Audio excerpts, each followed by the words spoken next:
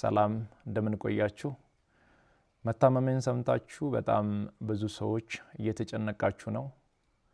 መታመሜን የነገርኳችሁ እንድትጨነቁ ፈልጌ ሳይሆን እንድትጸልዩልኝ ስለሚፈልግ ነው በርግጥ አዲስ ሚዲያ ኔትወርክ ጋር በነበረን ኢንተርቪው ቆይታ ጋዜጠኛው በድንገት ሲጠይቀኝ መታመሜን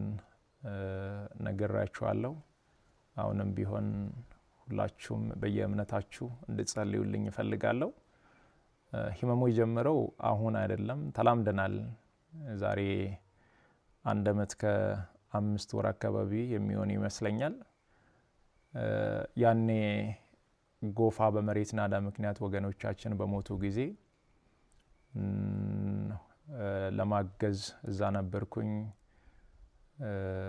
እዛ ታመምኩ ከዛ በኋላ ህመሙ በዛው ነው የቀጠለው እስካሁን ባለው የህክምና ክትትል ያደረኩ ነው ቀጣይ ያለው የህክምና ሁኔታ በቅርቡ ከሀገር ውጪ ሄጄ በቂ ህክምና አደርጋለሁ ህክምና ብቻ ሳይሆን በዚህ ሰዓት ለኔ የሚያስፈልገው ኢትዮጵያ እናቶች ኢትዮጵያ አባቶች ወጣቶች ሁላችሁም በየእምነታችሁ እንድትጸልዩልኝ እፈልጋለሁ እኔ ወደ ህክምናው እስከሚሄድ ድረስ የታመሙ አልጋ ላይ ያሉ ወገኖችን ያሳከመን እንቆያለን በመጨረሻም አንድ ማለት የሚፈልገው በዚህ ሰዓት ለኔ የሚያስፈልገኝ አንድ ነገር ብቻ ነው አሁን ከሚነግራችሁ ነገር ውጪ ለኔ ምንም ነገር አያስፈልገኝም